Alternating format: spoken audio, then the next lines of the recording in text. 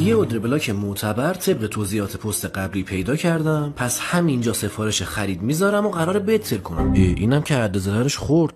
خوب دقت کن که نهنگا بازدید ندن. وقتی یه اودر بلاک شکل میگیره قبل از هر چیزی چک کن ببین پایین ترش یه اودر بلاک دیگه هست یا نه. اگه بود زنگ خطر به صدا در میاد و این تله نقدینگیه که بزرگان بازار برات آماده کردن. خیلی از معامله‌گرای مبتدی توی اودر بلاک اول سفارش میکنن و حد ضررشون زیر این ناحیه است. حد ضرر معامله خرید از جنس فروشه، یعنی دقیقاً همون چیزی که نهنگا لازمش دارن. پس از این فرصت استفاده میکنن، استاپا رو جمع آوری میکنن و با این تله نقدینگی سرمایه لازم برای معامله خودشون رو فراهم میکنن. در نهایت قیمت از اودر بلاک پایین به سمت بالا پرتاب میشه، یعنی دقیقاً همون چیزی که نهنگا دنبالشن. پس تو این شرایط بیخیال اودر بلاک بالایی شو و اجازه بده قیمت فاصله